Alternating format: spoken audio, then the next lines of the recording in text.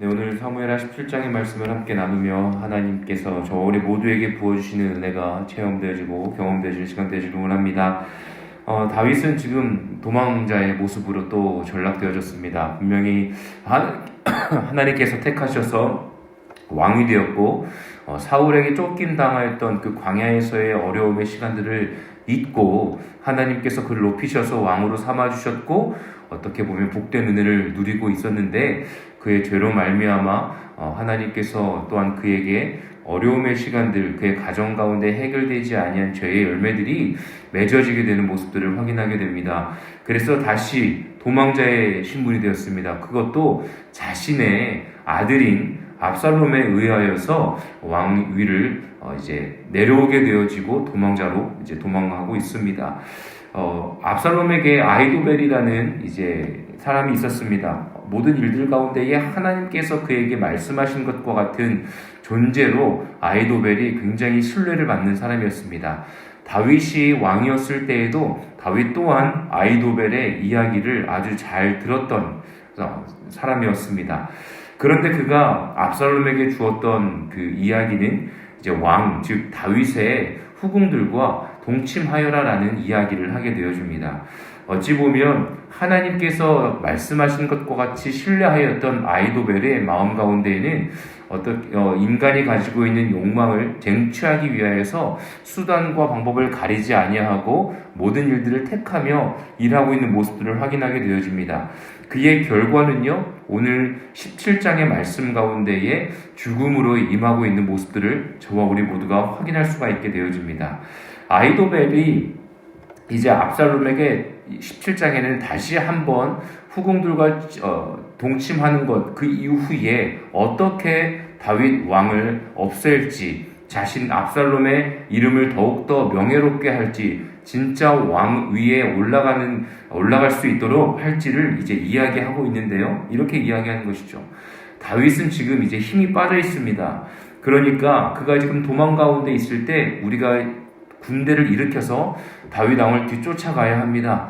그래서 다윗 왕을 죽여야 합니다. 그래야 우리가 완벽한 이제 왕 위에 오를 수 있다라고 이야기하죠.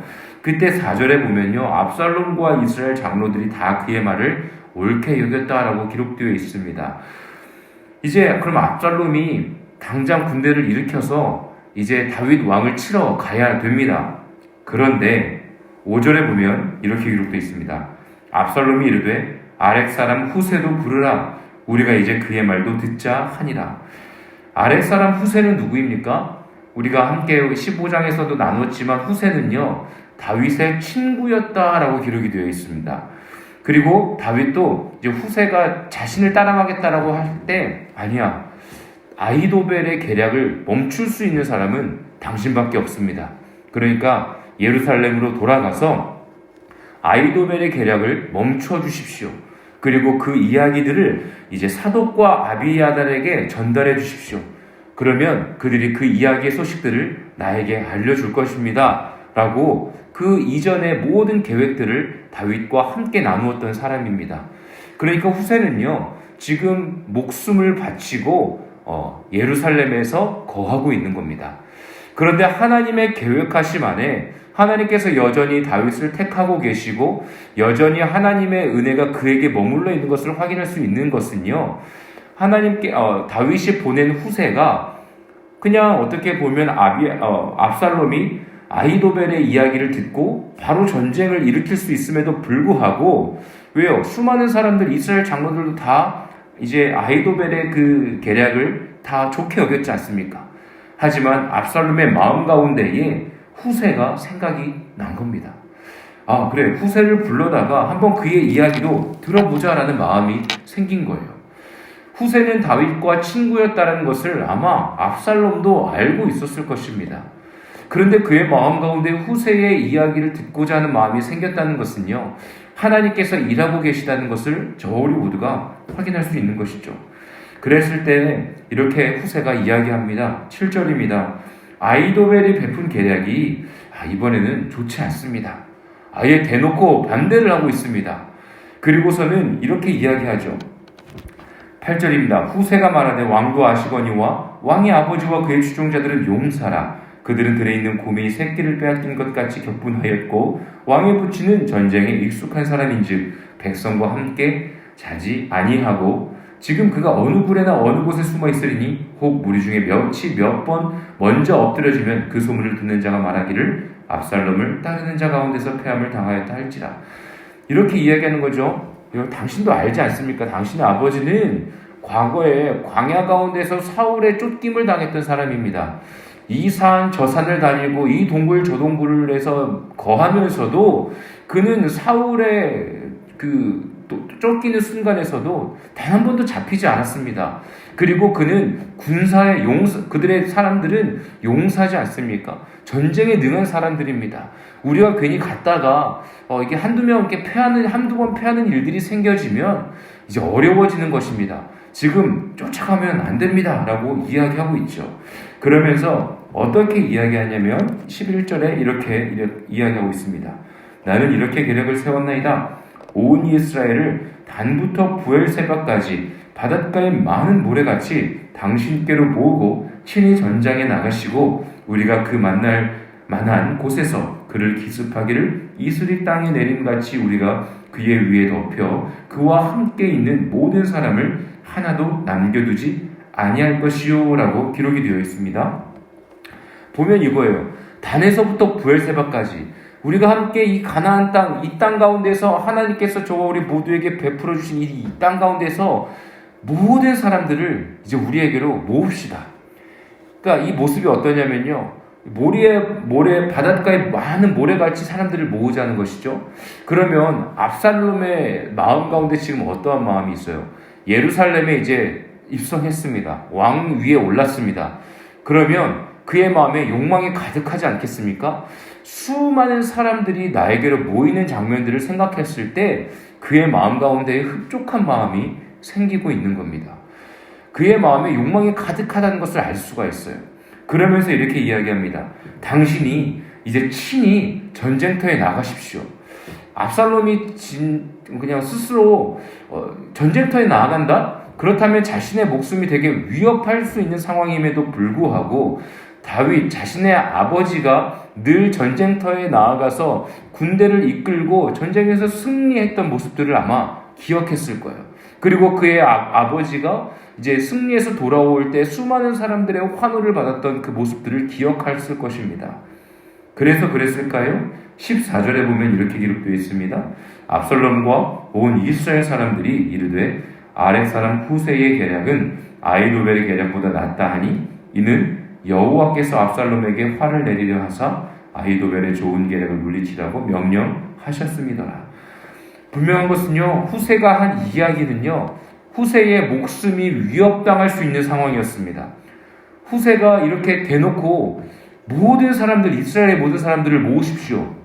그리고 왕 당신께서 전쟁터에 직접 나가십시오라고 이야기했을 때, 아니 내가 전쟁터에 나가라고? 내 목숨을 위협할 수 있는 상황 가운데 내가 지금 나가라고?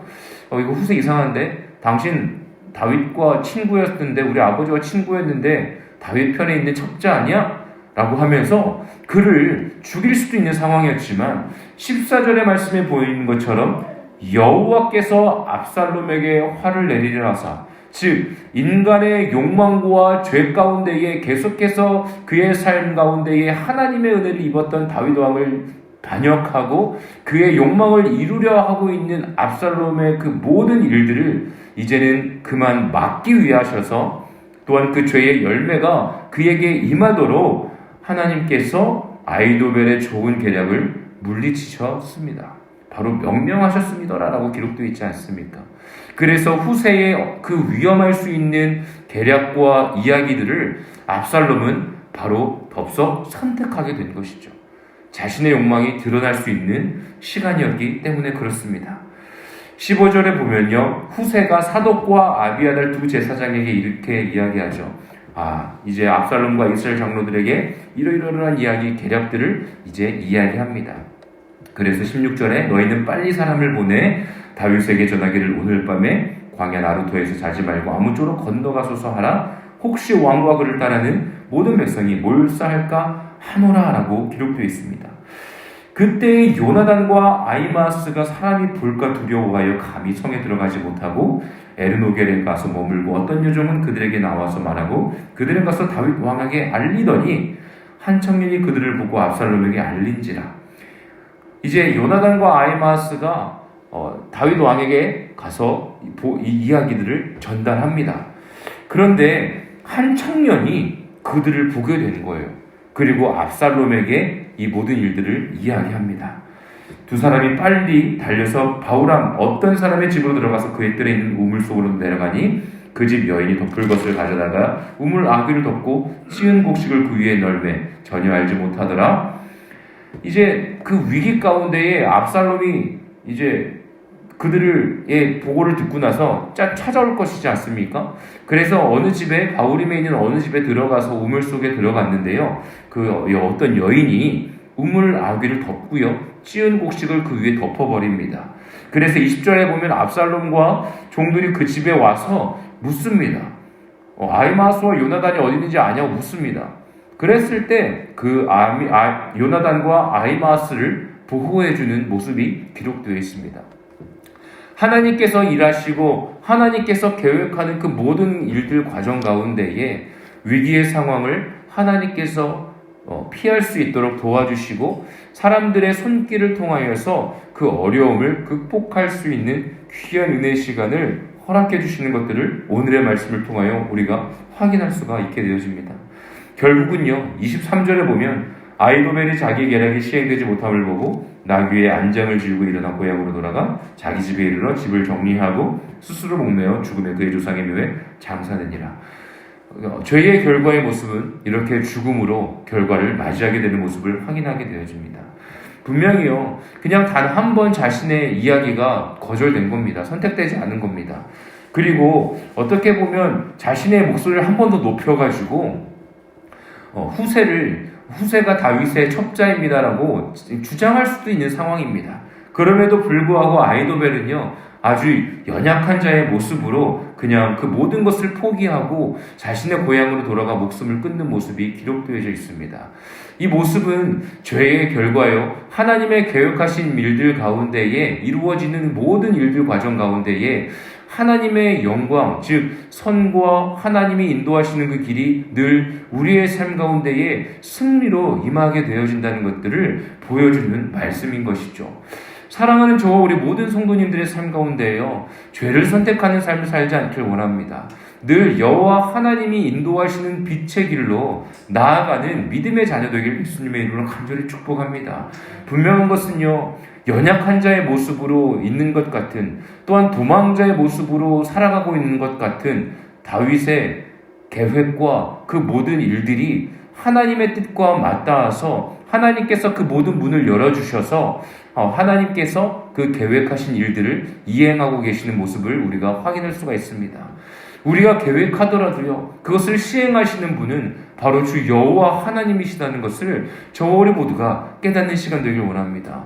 압살롬의 계획과 아히도벨의 그 계략이 자신들이 계획할지라도 그들이 생각하는 그 욕망과 죄악된 그 모든 일들 가운데에 하나님께서는 원치 않으셨고 하나님께서는 그것을 막으셨고 하나님께서는 자신의 뜻을 이루시기 위하여서 다윗의 계획을 택하셨고 일하여 주셨다는 것입니다. 사랑하는 저 우리 모든 성도님들의 삶 속에 수많은 일들이 있습니다. 계획들이 있습니다. 우리가 행해야 할 모든 일들이 있습니다. 그럴 때 우리의 마음 가운데에서 하나님의 뜻으로부터 우리의 계획을 실행하고 있는지, 아니면 나의 욕망과 나의 죄성이 이 모든 나의 삶에 개척하고 나아가는 길 가운데에 계속해서 나의 욕망이 묻어 있는지, 우리가 오늘 이 시간을 통하여서 그냥 주님께 묻고 기도하며 나아가는 시간 되어지길 원합니다. 하나님, 나에게 정말로 하나님의 마음을 품을 수 있도록 함께하여 주십시오.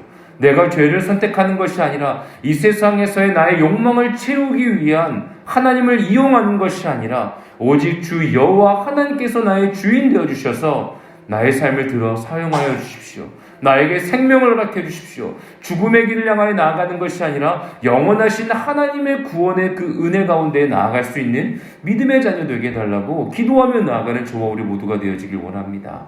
저와 우리 모두의 삶이요, 광야와 같은 어두움 가운데 있다 할지라도요, 도망자와 같이 쫓기는 순간에 있다 할지라도요, 저와 우리 모두가 주 여호와 하나님의 손을 붙잡고 나아갈 때에는요, 결코 주님께서는 우리의 손을 놓지 않으신다는 것을 잊지 않은 오늘의 새벽 되어지길 원합니다. 조금 우리의 뜻과 다를 수 있습니다. 내가 계획했던 것과는 조금 다른 모양일 수 있습니다. 하지만 저와 우리보다 더욱더 넓고 깊고 높으신 여호와 하나님의 뜻은 우리의 삶 가운데에 복된 은혜의 길로 인도하여 주실 것입니다. 그분을 신뢰하며 나아갈 때 우리의 믿음은 더욱더 두터워지고 저와 우리 모두의 삶은 하나님의 영광을 위하여 더욱더 복된 은혜를 누리며 살아가게 될 것입니다. 그러한 은혜가 저와 우리 모든 성도님들에게 임하기를 예수님의 이름으로 간절히 축복합니다. 아멘.